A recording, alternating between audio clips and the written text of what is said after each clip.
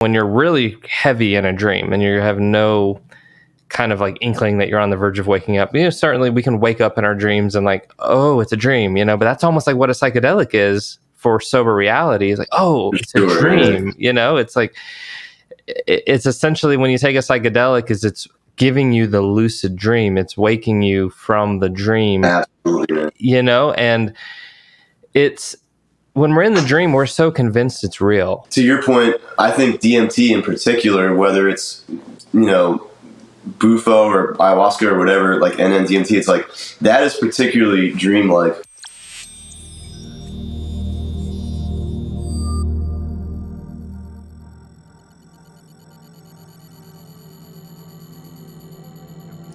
All right, we are rolling, and I'm here with Rob DiTeodoro. How's it going this morning, man? Great, man. How you feeling? Doing good. Yeah. Glad to have you on here, dude. It's been a long time coming. We've been friends for a few years now. Dude, it's like surreal for me, man. Thank you for having me, bro. It's funny, like I first heard you, like, I don't even know how long ago, on Corey Allen's podcast. Yep. And that was like, I heard you there and I was like, this guy's fucking awesome. And then I started following you, I'm like, dude, this is like, I feel like everything is like, oh, like even the memes, I'm like, they're right exactly with, like, they just hit me in the right way, dude. Yeah. Well, thank you, brother. Yeah, it's awesome how each the network of podcasters has such a beautiful effect in exposing us to other people. I've learned about a ton of people through Corey's show as well. Of course, Michael Phillips' show, Third Eye Drops, Eric Godsey's show, The Myths That Make Us. All these guys are just freaking amazing, brilliant people that I feel so grateful to be even, in a network with at all. So it's really cool what podcasts do, man. How long have you been listening to podcasts? I mean, I started listening to Joe Rogan, like, it had to be like 2011 or something, because I started training jiu-jitsu at that time, and somebody was like, you got to check out this podcast, and I didn't even know what it was, but so that, I've listened to so many different podcasts, and it's funny because like the ones you just mentioned are like, that's really like the main ones I listen to now, is like yours, Third Eye Drops, Eric Godsey's, like, just, it's like, sometimes I listen to Aubrey Marcus and stuff, but like for the most part, it's like yours and Third Eye Drops is like my main shit. Dang, that's so cool. Yeah, same with Third Eye Drops is one of my top. I don't think I've heard as many from a single person as I have from Michael Phillips. And I've been listening to him for 5 years. No, probably longer than 5 years. Since I think I saw his very first episode, which was Android Jones, and that got me hooked, man. Yeah, I've listened to most of his. So it's funny though, like as like I said, I've listened to tons of podcasts, but it's like it starts as you hear people, you start to like filter down, and it's like now it's like this is like Carl Jung and like archetypes and all that kind of, and psychedelics. It's like that's all I want to hear anymore. And so I'm like, I have my couple that I go to, and it's like it's all I need anymore, Yeah, absolutely, man. Well, beautiful to have you. So for those that don't know, you are an artist, someone I would consider like a visionary artist. Is that kind of something that you think as well? Or if not, how would you describe the work that you're doing? I certainly would be honored to be included in that category. I don't know if I totally fit, I love visionary art, and most of my art is coming from psychedelic experiences or like just thinking about things like that. But I typically describe it as like psychedelic cartoons, because I try to keep it like, I always want to add like something like just funny or kind of goofy, like my whole goal with my art is to just like kind of make people smile or laugh, and so I do try to keep it very trippy, but also like just a little bit goofy, Yeah, absolutely. I love that. The visionary quality to me comes, from psychedelic experience. And I guess the term visionary kind of refers to this spiritual sight that we can attain through spiritual practice, but through specifically psychedelics. So that's how I was introduced to this way of seeing things in a more deep way and in a more infinite way. And since then, I've looked at art in a completely different way than I ever had. Before it's kind of just like, oh, what a cool little picture. But when you start to see art as inspired by the experiences of the artists, and also their influences, I think it takes it to like a new dimension.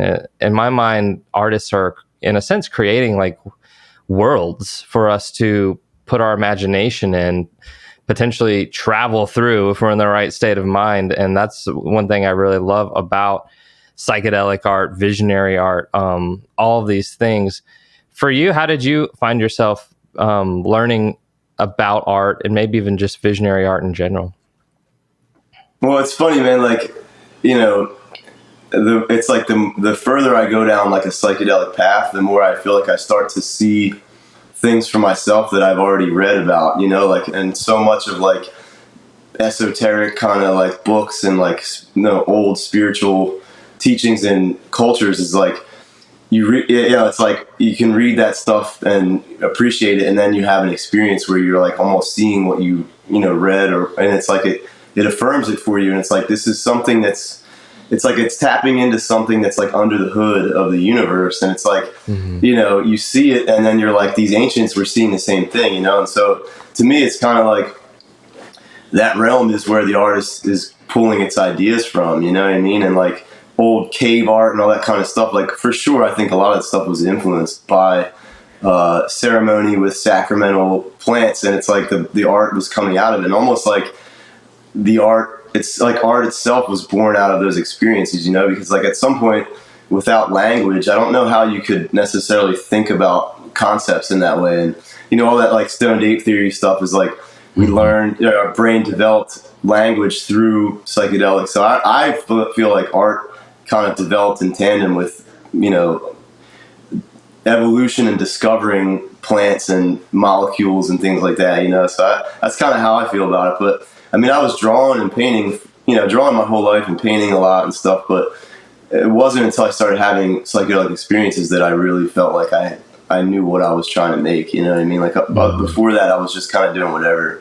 Yeah, for sure. No, yeah, I agree, because you know, I've said this a million times, so pardon me to all the listeners who may have heard a bunch of my podcasts, but it does seem like these experiences are beyond language. You know, they are ineffable. They are almost impossible to describe, you know, and it would make sense that to try and describe them, you would depict them, you know, through artwork. And Yeah. of course, as technology advances, materials, you know, paints, brushes are all coming into existence, and you know, we're all the way up to now with computers and animation software and all this and that. The depictions would get more sophisticated, more accurate, and more kind of characteristic of that experience, and that's what draws people to see their own experiences in the art of others. And because the accuracy is just getting better and better, so I definitely relate to that. And you know, we can look at some of the old cave art with like the mushroom shaman, and it's like, yeah, those look like mushrooms, you know. So they're Well, trying it's to, like, yeah, imagine trying to describe an Alex Gray painting. right. Right, like words can't do it. You know what I mean? And it's like a Exactly. picture's worth 1,000 words, and it's like he can see that in, you know, whatever DMT realm or whatever he's doing. It's like there's no way he could describe that picture to you in the way that when you see it, you're like, oh my god, you know. And so it's like almost like a more pure expression than language. Like language is clunky, but you know, the vision can kind of show you what it. If the artist has put enough time in to have the skill to translate it, like he can be as more pure than he can with his words, is like with his art, you know. Absolutely. Yeah, Alex Gray's work reminds me of like the term maybe like rapture. Yeah, You know, you're just like in this ecstatic yeah.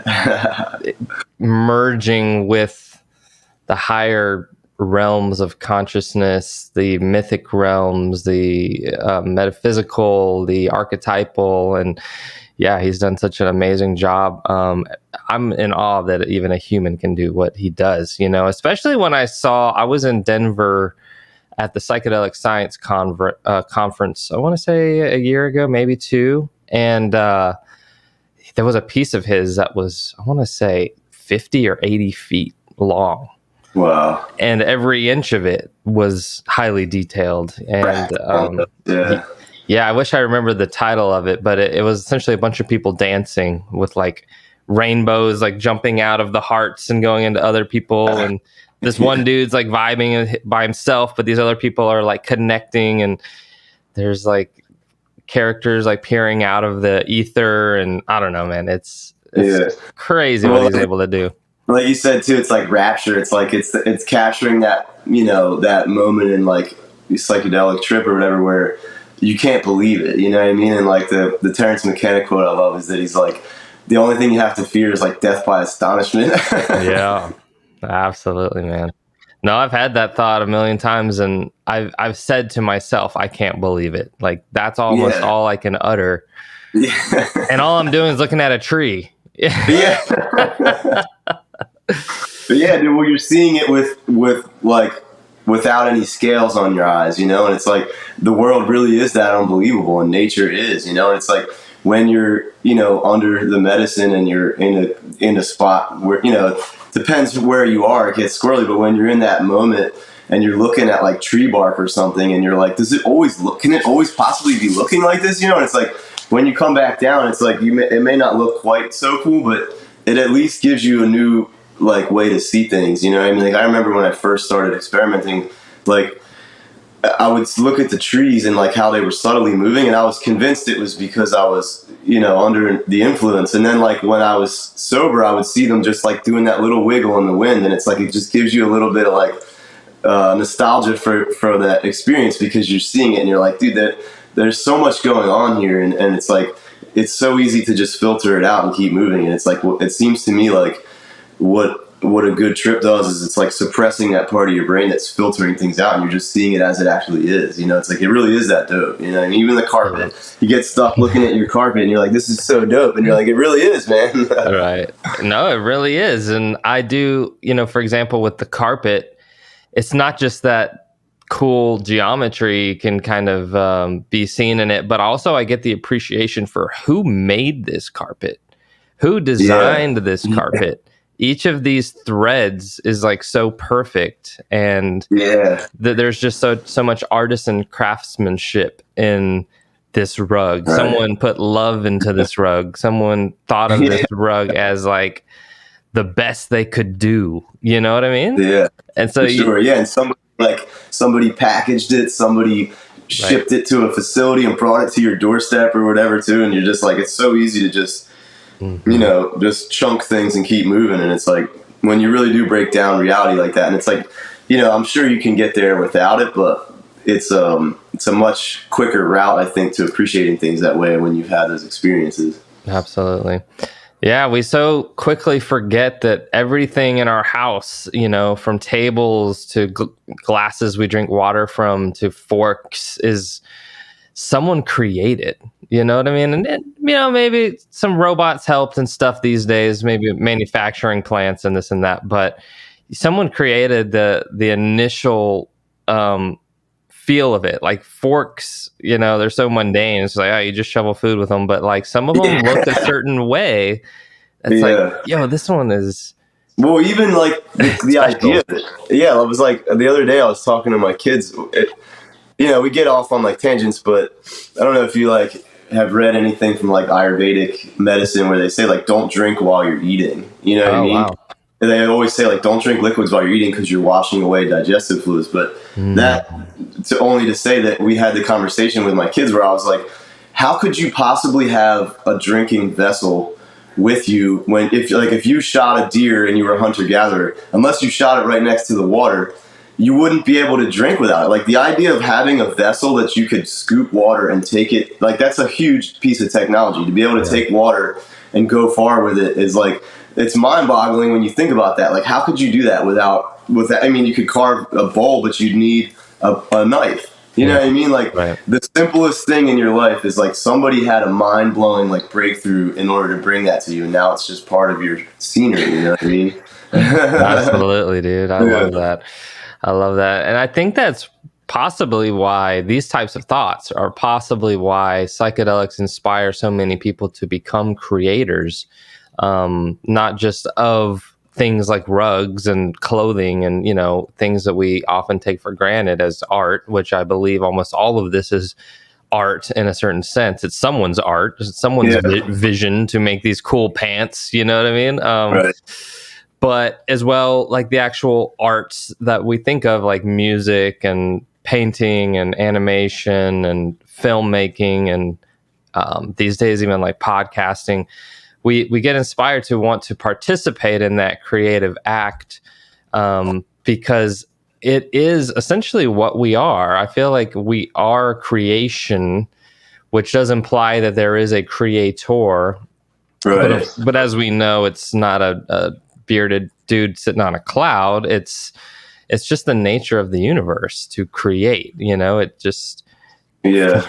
creation is fractal. You know, we've come from creation, and as we start to participate in that act, I feel like we find like a higher timeline for our life. And it doesn't always mean like more money or more success, but it just means like more fulfillment, you know, because there's so much fulfillment that comes from finally completing a project and like looking at it, it's like, wow, I did a thing that I set out to do. For yourself, was there like a first painting or a first piece of art that you created that kind of sealed in your mind, like, okay, I actually really love this and I really want to do this as like my career? Well, first to speak to the previous thing you were saying, like I think, yeah, well, I think like, yeah, we're in a creation, right? And all things are like, it's like there's, you know, like a tree coming from a seed, or like a, you know, the dog here, like it's like, you know, you have this ability to create things with your DNA, but then like it's seemingly the only thing that does that, like without it being automatic, is a human, right? It's like, other than like maybe a bird making a nest or a spider making a web, but it's like a creation in that sense with human beings is like we're the only thing that seems to take two or three things and put them together to make something new or whatever, you know? And so it's like you're saying, when somebody is like dedicating part of their life or their whole life to doing that, they do seem to tap into some higher frequency, because you're like, that's what God frequency is, you know what I mean? Is like, it's constantly creating things. And it's like, if you're always in that process of trying to churn and create more things, I feel like it taps you in. It's like for sure, like a religion, or, you know, a discipline that checks you in daily to being like, I don't know, just like, to me, it's very spiritual, you know, like it's like I pray before I paint and stuff like that. And I'm like always just praying over like what I want to happen with my art. And it's like, it, you know, a lot of times it does, man, you know what I mean? And it's like, I think it's like when you're making things from that place, you can't lose, you know? I love that. I love that. But, yeah, I mean, it's hard to say what really kind of sparked me on it. Like I said, I was drawing and like messing around painting for like my whole life, but I was in the military like almost right out of high school, and from like age 20 to 30, I really didn't do any art at all. And then I never had tried psychedelics. Not to just keep bringing it back, but I know this is a place for that, man. But it's like like on my 30th birthday was the first time I tried mushrooms, and it was like literally that night, dude. I like looked in the mirror and was just like, why have I not been making art? You know what I mean? And like it was that much of like a moment where I was just like, I'm doing this for the rest of my life. You know, I wasn't like, oh, I'm going to quit my job and do it in that moment, but I was like, I have to get back to it. Yeah. And now I'm about to be 41, so I'm like, you know, almost, I was messing around a little bit, like again after that break, but that was what sparked me to be like, I have to do this now, you know. So to me, it's like really taking art seriously, and my psychedelic path have been tandem, you know what I mean? And my life has gotten better, and I've been happier since, for sure. Absolutely. Yeah, I get that very same sense, you know, because I have been a musician since around age 15, and went really hard in that field till I'm going to say 22, 23. I'm 33 now. And it took a little bit of a downshift for a number of reasons. One is like I was doing Time Wheel more full time. I'm trying to like get established in my life. I'm helping my brother with his company Sheath. Podcasting came in at a point as well. I've had past podcasts that are no longer really around, but they were like my training wheels to learn how to do what I'm doing now. But yeah, every time I would enter a psychedelic state, it would give me that remembrance towards music and how important it is and how beautiful of a gift it is that I could possess the talent to do. Because as we know, music is almost like a form of magic or something. It is like when you don't know how to do it, you're in awe of everyone that does it. And I'm sure it's a similar thing with painting and like the different methods of painting where, I know next to nothing about painting other than that I love looking at them and appreciating the depictions and the artistry that goes into them. But I know nothing of the techniques and the shading. And so I don't know exactly where I was going with that, but what does that bring up for you, this type of stuff? Like talking about like music too, it's like, I feel like music is it's a different thing than visual art, because it's like the notes are already they're already there. Like before the instruments were created, like colors were too, but you're using like man-made things. Like obviously the instruments man-made, but when you strike a chord or whatever, like that sound is like it's already in the ether, and you're just like bringing it out. Like, and it's like a shaman, like when you hear them singing like Icaros and like different things like that, they're like snatching those tunes out of like the ether, and music has that ability to like bring things out of you. And it's like they say, like the real healer like doesn't heal you, it ignites something in you to heal yourself, and like music I think is very much like that, because it's like the notes are already there, you're just the band is like bringing them out, but yeah, I mean, anything is like that too. I think like I've been doing jiu-jitsu now for like 15 years, and it's like I remember when I first started, and now when I see people who come in, it's like they're mind boggled by like some of the movements and the techniques, and it's like I could break this down, and it's like one move. It's like I could break it down into like 20 micro movements for you, and then you see how it's happening. But it's like when it just happens all at once, it's like, wow, that was magic, And painting's that way too. It's like every aspect of it is just a small little chunk that you've learned over the time. But the whole is greater than the sum of its parts. It's like once you get all those tools and you start putting them together, then you start, really, that's what starts moving people. It's like one technique on a canvas isn't necessarily going to do it, but when you can combine many things, then it starts like giving you like the oh shit, Yeah, 1000%. It's so mind-boggling. Like it almost is evidence of an order in the universe that like a certain chord would sound good and a certain chord would sound bad. It's strange. It's like you play an untuned guitar, and you sing a song like, let's just, what's the one, Wonderwall, right? Everyone knows Wonderwall. You're playing an untuned guitar, and people, especially in tune with music, are gonna be like, yo, something's off. Like this does not sound like the song. Other people might not be able to tell as much, but they're still not going to be as struck if it was in tune. What is it that, like, when it all is in tune, it sounds good to us and our nervous system? Same thing with painting, like it could just look off and wrong. Yeah. And, like I've watched Ink Master. Have you seen Ink Master? I haven't seen it, but I know of it. I don't really watch any TV, but many people have told me I gotta check this out. Yeah.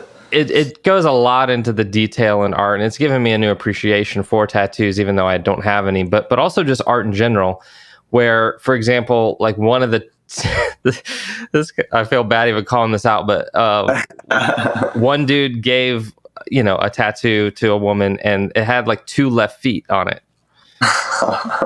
You know what I mean? And that's the reason I feel bad, is like that's permanent. I'm sure she's gotten it covered up by now, but yeah.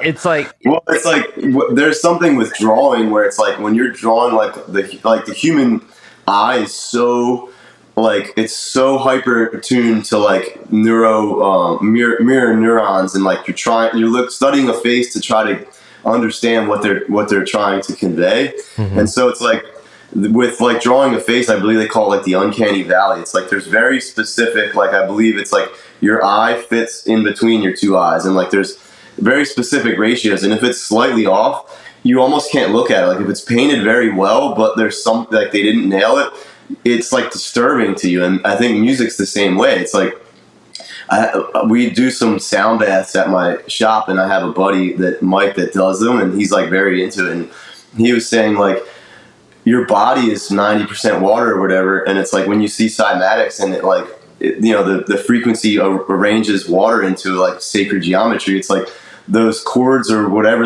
whatever it is that you can tell when it's right or not right.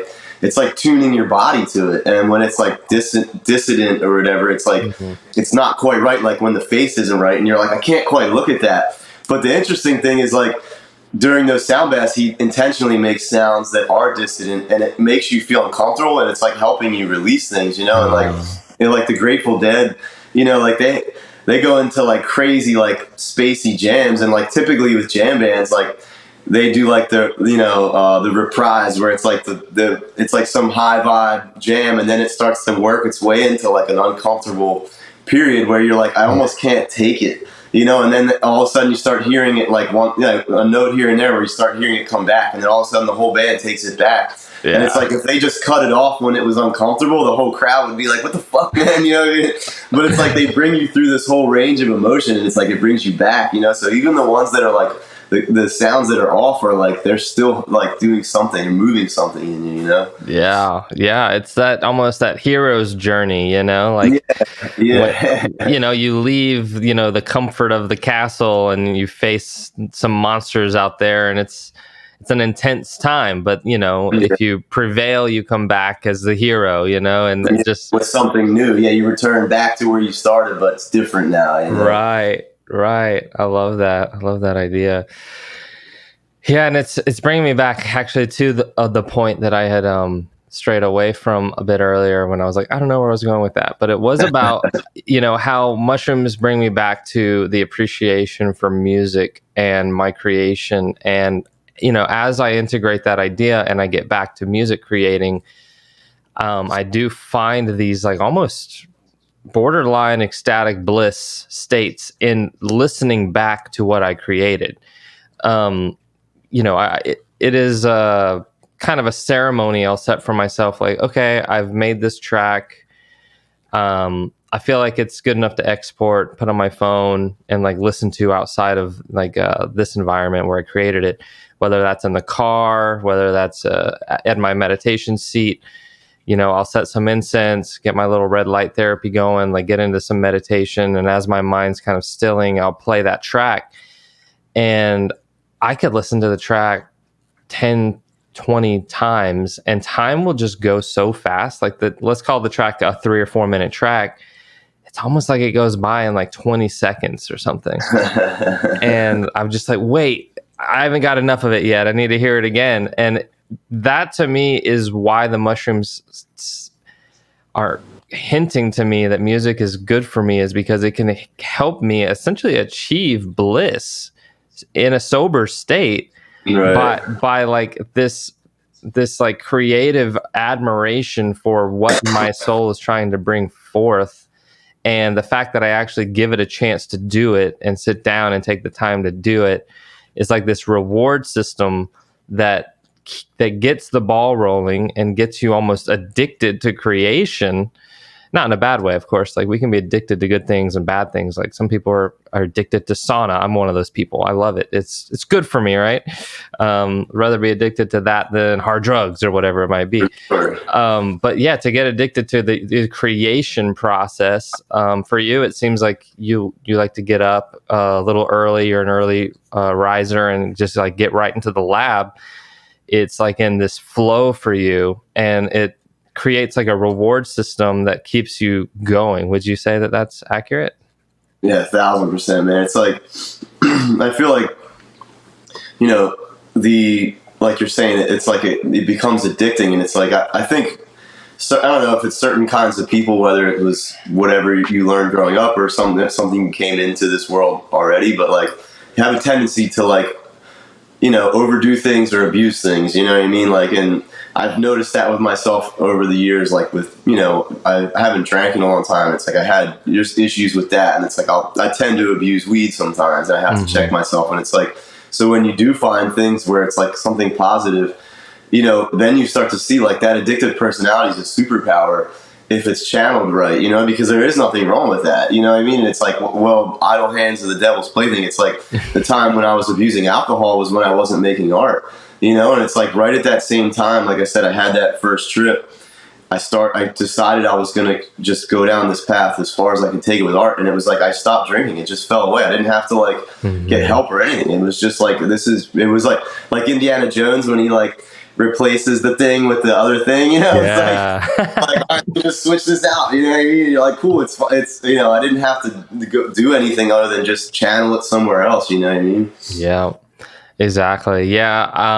I know that feel where it's like, if you didn't do something that day that kind of sparks your soul or sparks your sense of productivity, one way to feel better about that is to numb it, and that's why people get into, all kind of drugs, not just alcohol. 'Cause it does have an escapist allure where it's like, well, I didn't make myself proud today in a sense, but I don't have to feel to that disappointment if I can replace it with this. And like also agent. like I think like partying is almost like it makes you feel like you're doing something creative or something. When you're like partying and having fun, it's like it almost makes you feel like you did something like that, because like I have so much like joy while I'm painting, and it's like I did have moments of joy while I was just partying all the time, but you're like, it's this like diminishing returns kind of thing, you know what I mean? But like as far as like getting up early too, I just find like,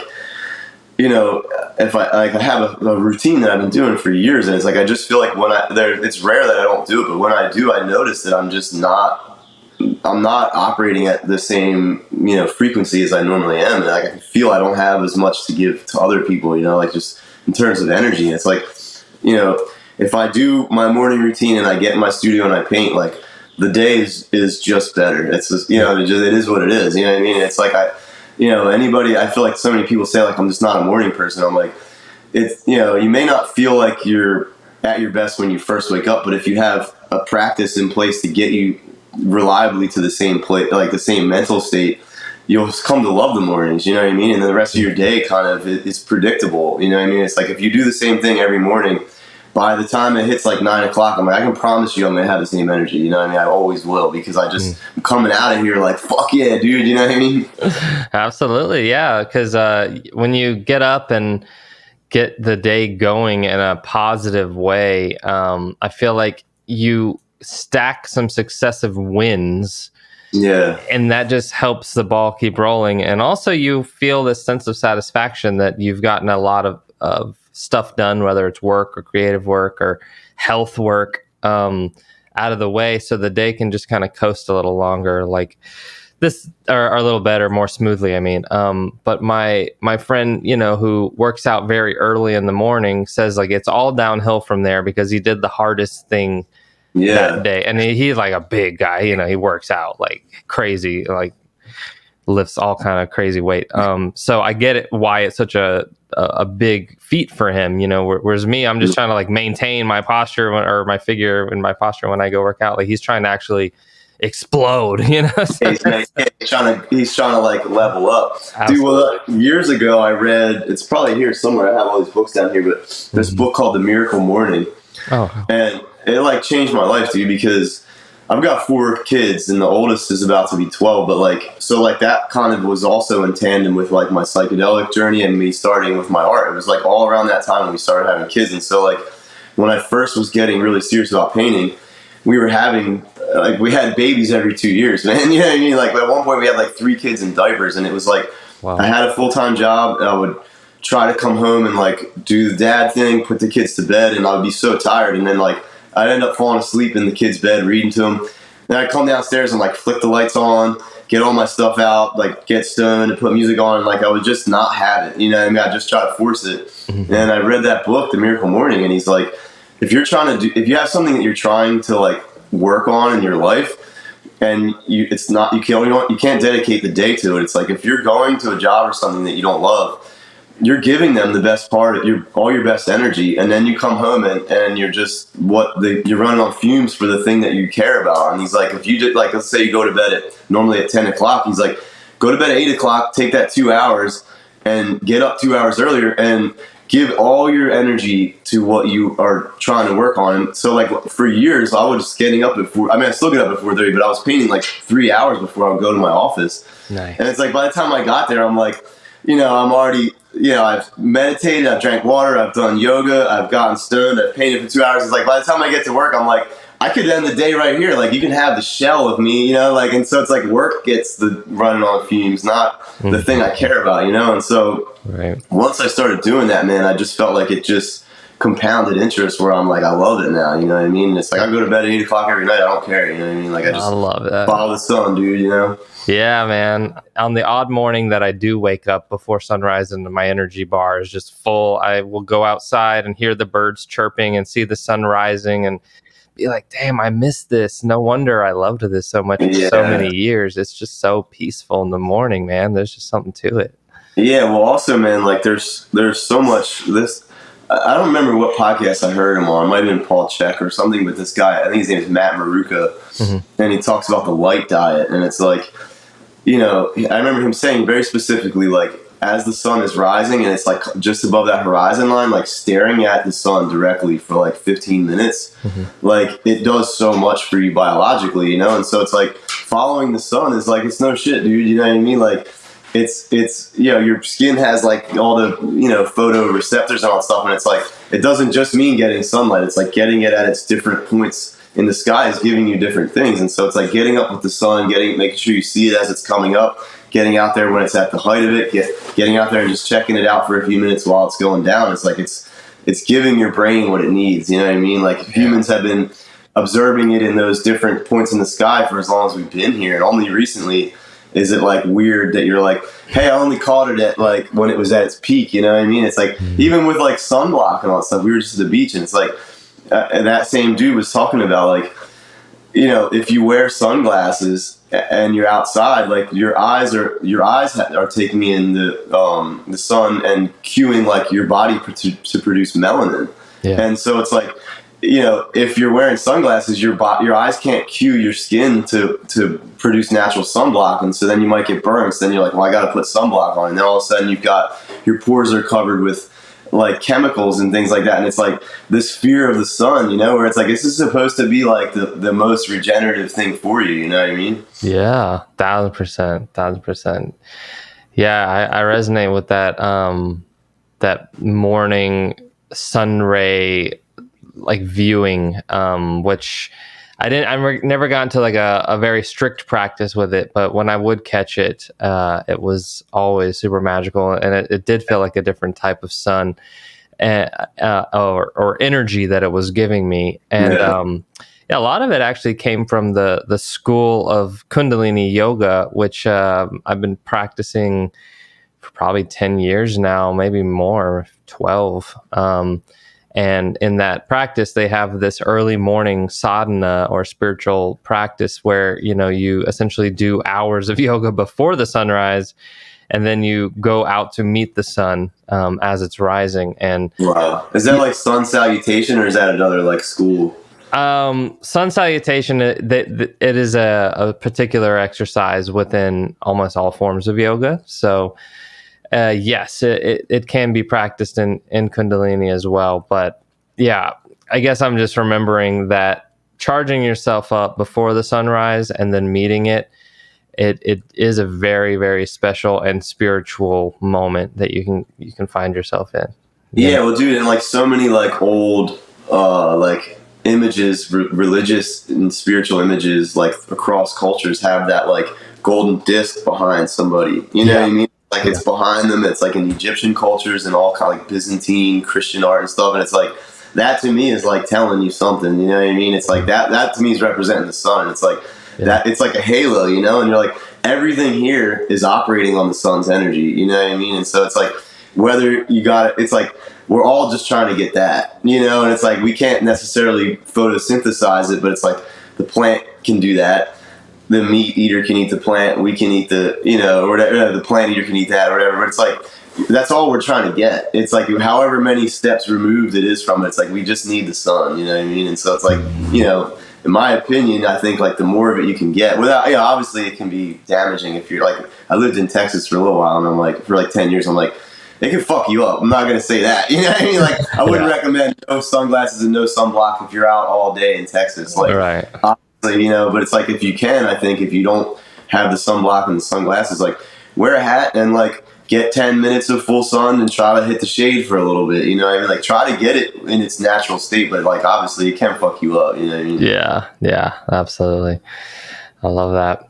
Well, we just touched a little on, spirituality, and I would love to learn where you are when it comes to like, your particular form of spirituality. Like when did you maybe start to have some like inklings of something's going on here, whether you were a teen or whether it was after mushrooms, and the rabbit holes you've maybe gone down in order to discover like what feels like a personal truth, Yeah, I mean, my mom is very spiritual. I grew up in like it's kind of a weird mix because both of my parents, like from Philly, and like my dad's family was like Italian immigrants. My mom's family was Irish immigrants. Both of their families were very Catholic. My dad, my whole life growing up, never went to church. He was like made fun of the Catholic Church because he had a bad experience going to Catholic school. My mom took me and my brothers to Catholic church every Sunday, so I'd see my dad just chill on the couch. I'm like, why the fuck do we have to go? Yeah. You know, and so like I didn't have a good experience with religion growing up. But my mom did yoga and everything. She was doing yoga since she was like 18 from like yoga journals and things. So like she always had things around like it wasn't like she was like this is the only form of religion. That was all she knew as far as like a ceremonial part of it, but like she always had things around, chicken soup for the soul kind of books. But like once I kind of got out of their house, I was just like not interested, and then I joined the military and just became, I guess, atheist. You know what I mean? Like I just didn't believe in anything necessarily, but I don't know. I feel like I've always had some like yearning for it, which I think most people probably do. And then, yeah, just straight up, like again, that first psychedelic trip, I feel like that like reawoken at me, where I was just like, that's all I could think about anymore, And so then that led me into studying like, just different things, never anything like committed, but like reading about Buddhism. And like I started listening to Duncan Trussell, and like so many people I was introduced through him, like, Raghu Marcus and all those guys. I started listening to Ram Dass and like got really down that kind of path. Oh, my dog's flipping out here. Oh, good.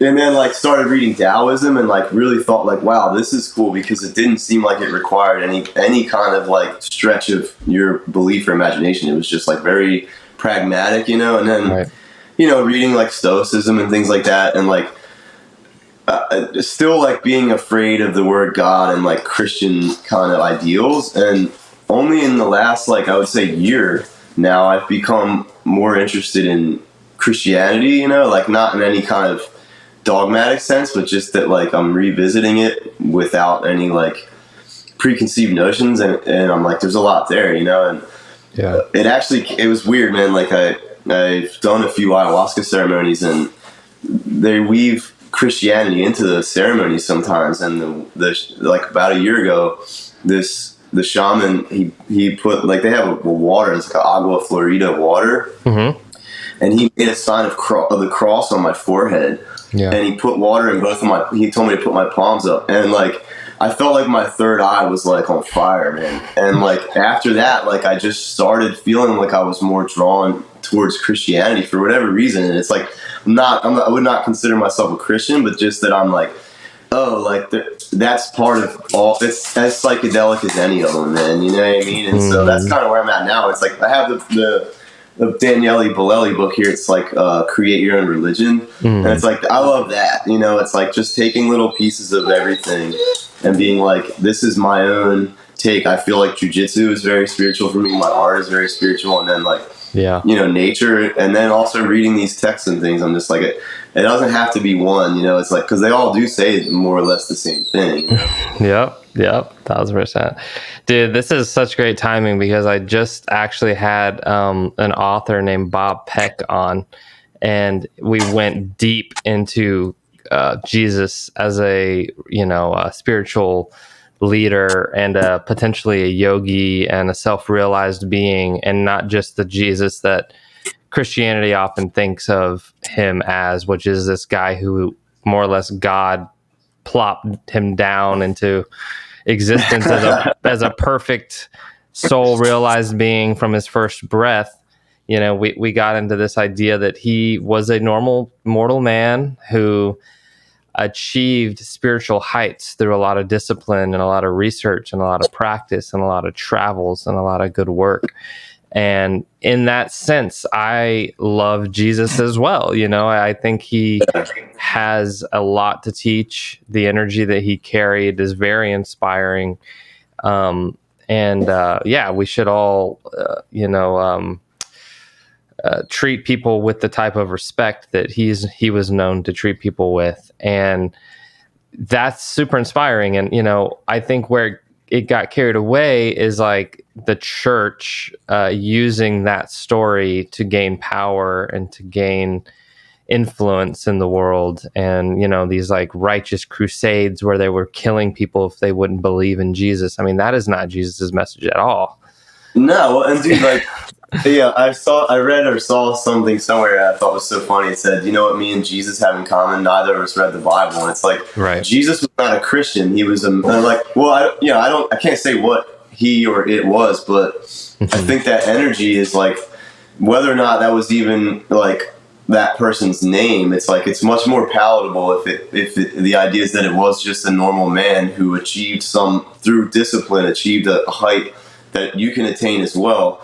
And it's like, I think the church making it this, like, he came down from heaven and all that stuff, is like, it gives you that idea that you can't attain it. You know what I mean? Is that like, you're not able to do that. And it's like, that energy, I think it's probably, whether or not it was a real person and whether or not perhaps it was the same person that was the Buddha and was, all these different religions are based around this person who attained this level. It's like, it could have been one man who reached this level, or it could have been many. And it's that same Christ energy. And it's like, when you embody that energy, people can't help but follow you and like, they're magnetized to you, And it's like, if that energy is possible for everybody, it's like seeing it in somebody embodying it can like awaken it in you. You know what I mean? It's like, I think that is how it is much more palatable to me, is that it's like, it's an energy that everybody can attain. It's not easy, but like, when somebody's locked in like that,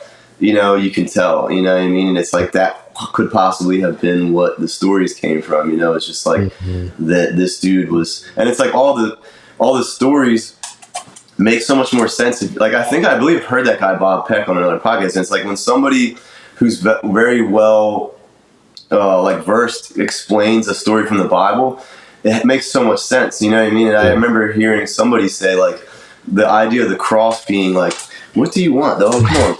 The idea of the cross being like, the other dog's over here is chilling. The idea of the cross being like, the vertical represents like your spiritual part of you, and the physical represents the physical, or the horizontal represents the physical plane. And it's like, all beings without a body are just purely on the vertical, and other animals seem to be only on the physical. And it's like, being at the crux of that is like, you're stuck to it. You know what I mean? You're crucified at this crux of like, you feel like you want to ascend, but you're also like, I have to eat and poop and all this other stuff. And it's like, it's like this weird place where you're like, I know psychedelics can like really make you feel like that sometimes, where you're just like, oh my God, like it's like this two completely different things, Yeah, man. Absolutely. Yeah, that's a beautiful representation. I've never actually heard of that, but yeah, that is almost what makes humans different than animals.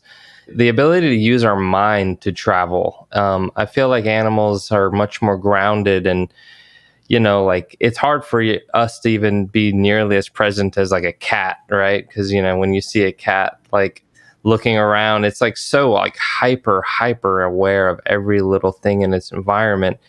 To us, our brain is wired in a different way, where we kind of get used to the environment so much that we even block it out, and we almost don't even see the room we're sitting in, or the dust accumulating or whatever it is, because we're just so mental.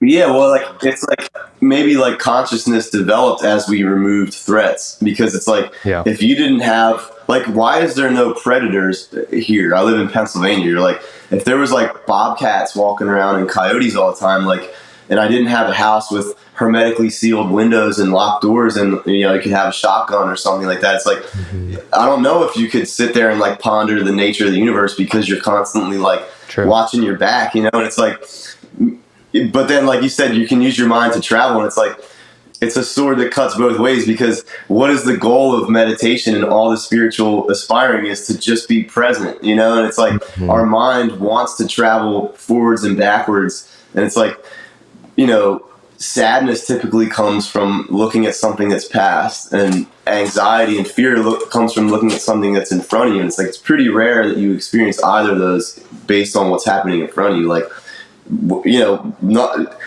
there are situations, of course, where you're afraid in the moment or you're sad in the moment, but like for the most part, you're Hmm. doing what you're doing, and those emotions come in when you start thinking about the past or the future. And it's like, we think animals are like less evolved, but maybe they're more evolved. Like maybe they used to have consciousness, and they're like, this isn't actually all that helpful. You know what I mean? To know that you're going to die doesn't really help you that much. You know what I Sure, mean? sure, yeah. Maybe they like evolved out of it because they're like, it's just better this way. Yeah, I mean, it seemed like the ancient Egyptians revered animals to a very high degree, the Yeah. jackals, the cats, the birds. Um, yeah, they are in a sense just as equally of a divine manifestation as we are. We, maybe we're more advanced in the mental capacity, but we're not any more special in the sense of like deserving of existence. I think Right. once you start to see all as one, you see like the plants, the rocks, the minerals, the bodies of water, the fish, everything here is a manifestation of that one, and therefore is all equal. And so, yeah, the animals, they have a very valid purpose for being here, and it's not that they're just this lesser life form that we're so much greater than. And that's part of the appreciation I got through psychedelics was seeing animals as beings, seeing trees as beings, seeing rivers as beings. And it's not that it's the same type of being that we are, but it has life force, like that there's something making it alive in a sense, like its existence is alive. I honestly even believe the earth has like a spirit attached, like For sure. we know like this term Gaia, Pachamama, these type of ideas that it is a living organism, and we're kind of the cells, just like we have cells in our body and our skin. Sure. We are, making it happen, just like we have like a microbiome in our stomach with death and life and good bacteria, bad bacteria, them fighting. We have immune systems where things are killing each other inside our body, and it's crazy. I see the earth as, yeah, a living being in which we are a part of, and all of these systems are a part of. And that's why it's such a miracle that this exists and that we're here, and we're so privileged to, have this Yeah. experience, because there is so much vast empty space. And I do believe there are other planets and other life forms and aliens and space-time travel. I personally think that is probably happening. I don't have proof of it, but just logically it makes sense to me. But Well, yeah, it's I all don't see. alive. I don't see how it couldn't be possible, really. You know what I mean? But like the, the Alan Watts quote is like, "You didn't come into this earth; you came out of it." You know what I mean? And it's like all the rocks and the trees and all that kind of stuff, and like the rivers and everything. It's like what's the like quantum entanglement kind of thing is like every, once things are like interacted, atomically or whatever. Yeah, I'm for sure don't have science down, but like that they're forever linked in some way, and so it's like, the water that you're drinking water that could have been processed through like a dinosaur's bladder. You know what I mean? Right. Like there's something in there, and so like the rocks and the trees, it's like you can feel that there is something. It's like this has just been. It's only one like ball of clay, and it's like the creator like takes a little chunk off and like makes something and then like crushes it back down and makes something else, and it's like you are literally are like linked to those types of things, you know. And like who knows what is all out there, but you know for sure that the earth is like higher than you. It's like a chain of command, you know. It's like I report to the earth reports to the sun, and beyond that is like you don't need to jump the chain of command. Like that's, you know, there's more out there, but like this is what's important to us, you know. Like without this there is nothing. So it's like respect that, you know what I mean? That's as far as you need to go. And like it's okay to just have that wonder, and like science wants to just always like explain everything, and you're like, that removes the wonder, you know what I mean? Like you see a child so curious about something, and the the want immediately is to try to like explain it away to them, like, well, it's happening because of this, and it's like just let them enjoy it, you know what I mean? 10,000%. It seems crazy to me that some scientists are unwilling to do the experiment of psychedelics. Yeah. You know, it's like they claim to know what is happening, and yet you've never experienced it. And Eric Godsey has used that metaphor that, you know, don't claim to know what sex is like if you haven't had sex. For sure. It's just like, it's the same idea. It's like, how can you sit here and say that you know what psychedelics is doing by calling out these parts of your brain?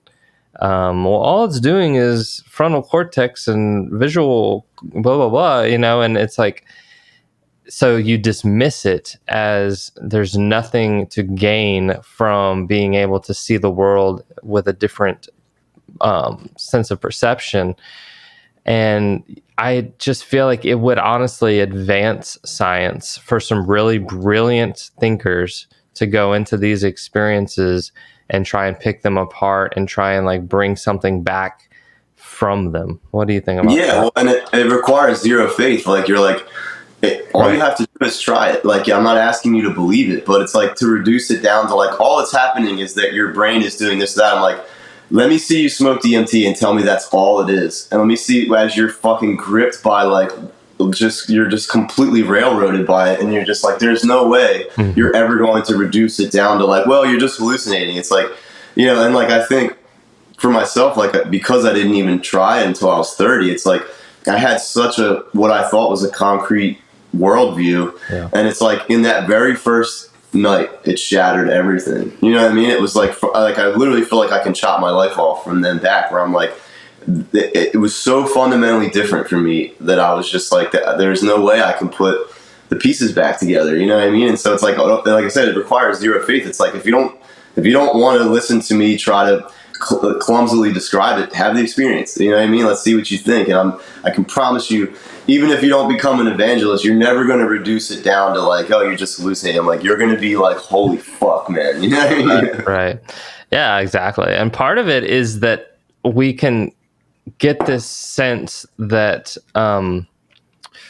all is mind is what comes to my mind, and that real life is so similar to dreams, in that in a dream, when you're really heavy in a dream and you have no kind of like inkling that you're on the verge of waking up, you know, certainly we can wake up in our dreams and like, oh, it's a dream, you know, but that's almost like what a psychedelic is for sober reality. It's like, oh, it's a dream, you know. It's like, it's essentially, when you take a psychedelic, is it's giving you the lucid dream. It's waking you from the dream. Absolutely. You know, and it's, when we're in the dream, we're so convinced it's real, especially when you're in really deep REM sleep. You feel pain, you feel pleasure, you feel loss, you feel success. Everything, it feels completely the same as reality. So like, it almost feels more real sometimes, right? Like a dream, the way it's funny you saying this, because I literally this morning when I woke up, I was like laying in bed and my wife would, like, the alarm went off and we both get up early, and like I was just said to her, I was like, I'm trying to recall what I was dreaming about, and it's slipping away as I'm like trying to recall, like it's written in disappearing ink. Yeah. And it's like, the thing I said to her this morning when we both started laughing is that I was like, it's almost, the dream is the same as waking reality, but it's like this perfect design where the dream disappears, because if what I said to her this morning, what made us laugh is, I'm like, if you remember the dreams 100%, you wouldn't be able to tell what happened and what didn't. Right. All of a sudden you'd be like yelling at somebody or like confused. You'd be like, why the fuck? And they'd be like, what are you talking about? Right. It's like the dream has to disappear or else you'd be completely confused about that world and this world. And it's like, I think, to your point, I think DMT in particular, whether it's, Bufo or ayahuasca or whatever, like NN-DMT, it's like that is particularly dreamlike as opposed to other psychedelics. True. And the feeling that I've gotten, especially with ayahuasca, is that like it is the same state, and it's like when your eyes are closed in the ceremony, you're basically dreaming. Like I'm not aware of what's going on out here. I'm in this thing, but when I open my eyes, I'm like, oh, okay, I see like people in the dark and stuff, and it's like I don't have any closed or open-eyed hallucinations. It's only when I'm going in, and it's like I've read things about like your pineal gland producing DMT while you're sleeping, and it's like you said, it's almost a way to work with dreams in a waking state, so that you can like take notes and like process things. Like your dreams are clearly trying to process things, right? And it's like having a DMT experience is like a way to really work with it. You know what I mean? It's like it's doing the same thing. Like I have some weird kind of like inkling or something from visionary states where it's like you have your conscious mind, your personal unconscious mind, and then the collective unconscious. And it's like your dreams are mixing experiences from your conscious mind, your waking mind, with things that you can't recall at will, like something from your childhood, which is your personal unconscious. Yeah. But then it's like mixing things from the collective unconscious to help you process it like an archetype. So it's like you have some weird dream where you're like, something that happened yesterday, you were in some building, and then some teacher from like kindergarten is there, and it's like your conscious, your personal unconscious, and then it's like, and your teacher was dressed like a damsel, and you were like a knight trying to save her, and it's like these archetypes, and it's like this weird confusing things where it's like the collective unconscious can affect your unconscious, which affects your personal conscious, but you can't affect the collective directly, or else it would be crazy, you know what I mean? And so it's like the collective base is like these archetypes, and like so like dreaming and visionary spaces seems to like bring up archetypes and mix it with your own experiences or something. Like I said, that was just like my processing of it at one point, but I feel like dreams are like definitely piercing the veil in some way. Right. Yeah. A couple points come up from there, and one is like that you can remember your kindergarten teacher. It is crazy how it seems like almost everything that passes through our eyes is stored somewhere, and not at we can't like consciously bring it up, but it's like in some reel in the back of our mind that psychedelics or dreams can access. And I've remembered things that I have totally 100% forgot. Like before these experiences, if you would have asked me, did this very particular circumstance happen to you in your life? I would have read and been like, no, that never happened to me. And then like later in the psychedelic journey, it would be like, oh my God, like I can remember all of these things that I've forgotten. Whether it's blocked out, but for whatever reason, or whether it's just like memory is like advancing, and so it can't hold on to too much because there's a capacity thing going on. But it is wild to me that like we're almost picking up all of the detail, and there's like some function in our brain that like chooses what to really remember and chooses what to like put filed away into like, you're not really going to remember this, but we still have it stored in the like recycle bin or something. Isn't that wild? Yeah, it's like keeping all your receipts, and it's like you go back through receipts from like 10 years ago, and you're like, you can probably toss these, you know what I mean? It's like, but I mean, there's so many things too where you're just like basically from a child being born on is like it's writing memory from that moment on, and like it's like experiencing something is like encoding it into your like cells, whereas like being told it doesn't hit the same way. You might be able to remember the information, but when you experience something, it's like in you know what I mean? And have you ever read the book Many Lives, Many Masters? No, I'm not even. You gotta check it out. Okay, it's so cool. It's like this guy, he's like a hypnotherapist, and like he gets a friend of his who's also like a therapist sends him this woman who's like a very treatment resistant case where she's traumatized and she doesn't even remember why. Mm-hmm. And so he typically takes people back, hypnotizes them, takes them back to their childhood. Well, he hypnotizes this woman, Mm-hmm. and she immediately goes to a past life.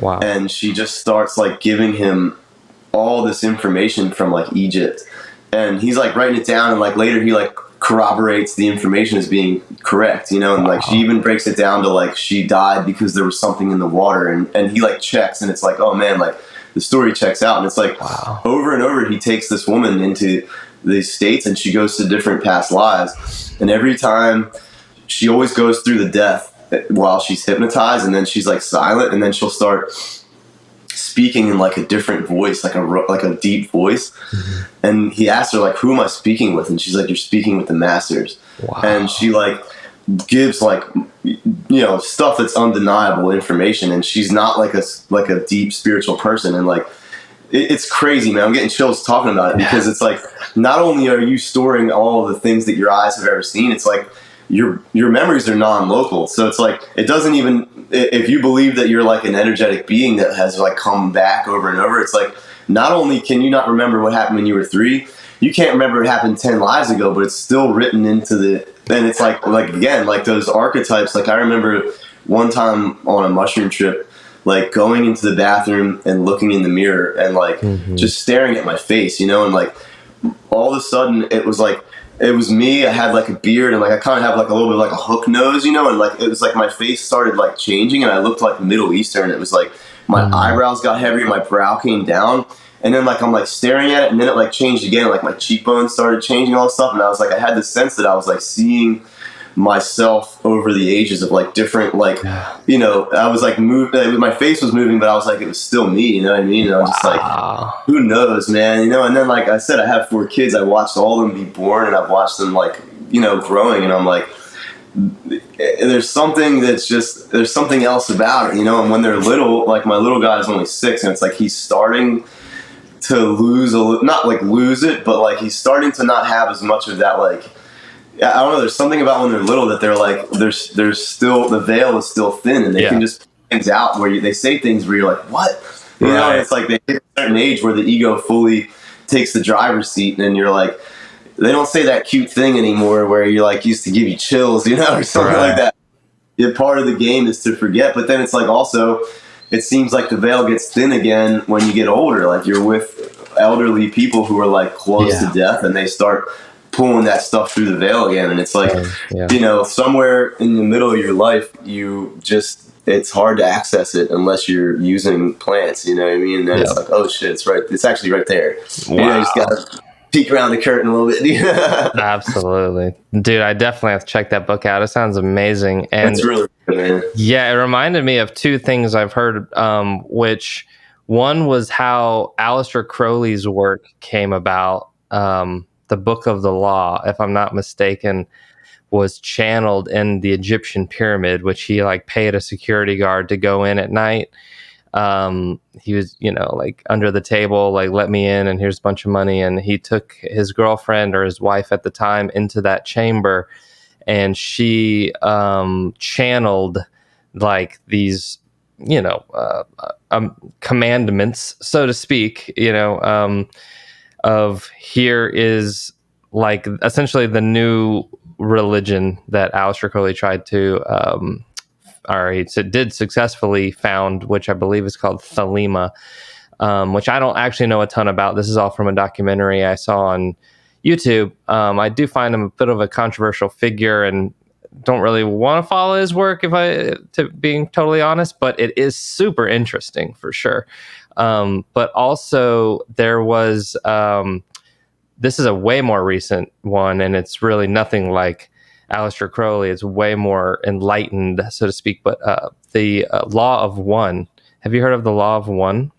Dude, He was also channeled, is what I'm getting to. Yeah, I can't remember the dude's name, but I heard him on your podcast first. Savage, yeah. He's the one that introduced me to it.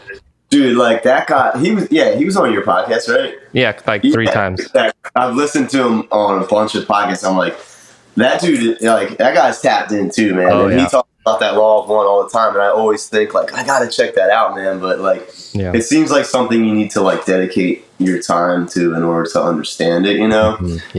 Something similar to that I've been meaning to check out for a long time, but it feels like it needs to the deep dives that A Course in Miracles, and it's like all of those works seem to be kind of channeled, and it's like, even like the Bible, like I said, it's like when somebody unpacks those stories, there's so much symbolism there where you're like, I don't think that this could have just been like made up. Like it has to have come from somewhere, dude. You know what I mean? Like it just doesn't make sense. Why does it ring so true if it's just bullshit? You know what I mean? It just like it hits us in the soul as something we've known as ancient wisdom, maybe in a past life, or maybe just because of our current life experiences. It's just like, this feels more like truth than the bullshit that I've been fed in this society since birth, I know we're running out of time here, but a couple of quick more notes. One was, if you have not seen the film K-Pax, I recommend it. Have you heard of that one?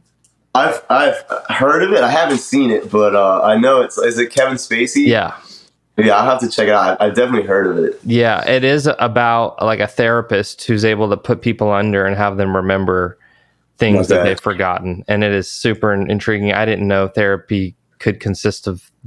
I guess it's called like hypnotherapy. I didn't know that just with therapy alone and without psychedelics or without some type of dream work, that you could actually access that recycle bin that we were talking about a minute ago.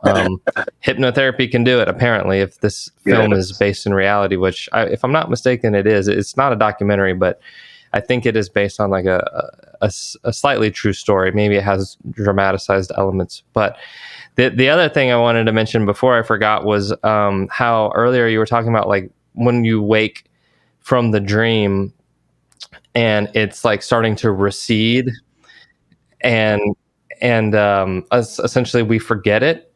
That to me makes me feel like that is kind of what's going to happen when we transition, when we die, You're like, because like the thing about when the dream is like, the thing that's so strange, and like I said, it almost feels like it's more real than here, is like you can't remember what happened, but you remember the feeling. Like this feeling can stay with you for the day, right, or for the whole week, and it's like the specific sequence of events is unimportant. That's like mind stuff, and the feeling is like heart stuff. And so it's like when you transition from here, likely all the like little fine details about what you did here or there, what job you had or what family is like, it really isn't important. What matters is like what you felt while you were here. And so it's like the dream leaves you with that feeling, and it's like, because like I've had dreams before where like I got upset with my wife in the dream, and it's like you wake up and you're like, you don't remember what happened, but like you're like, for some reason I'm like not feeling you right now, you know what I mean? Like throughout the day sometimes, and you like remind yourself like they didn't do anything, but the dream just left you with this feeling like you were like betrayed or something like that, you know what I mean?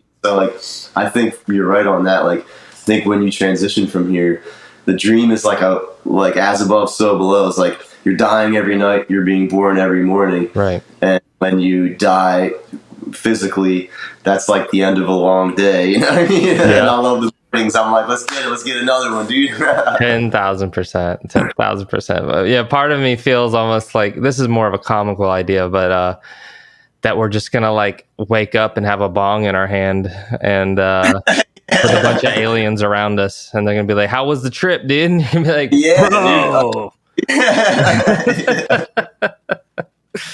Yeah, that's funny. Well, lastly, dude, before we go, I know you just had a show at your gallery. I wanted to kind of get the story on that, just so we can, seal it into podcast history, because it seemed like it was really successful, man. Could you tell me about what the show was and how it went? Dude, it was so dope, man. It was like, I've been, like I said, like probably 11 years, 12 years of like just kind of grinding on my art. And for years, I just working a straight job, having a family, and just making the art in the mornings before work. And then 3 years ago, that was when I first went to Costa Rica and did ayahuasca, and I just came back and quit my job. Like, my wife was like, go for it. And so that was like a scary thing, you know. And then 2 years ago, I opened this gallery with my buddy Josh, and it's just been like amazing. Like, we've just had this community that kind of has like swelled around. Like, I mean, maybe that's too much hubris to say around it, but like, it feels to me like this community needed a hub, and like we just kind of opened, and it's nature abhors a vacuum. Like, immediately it just filled with like all these cool people.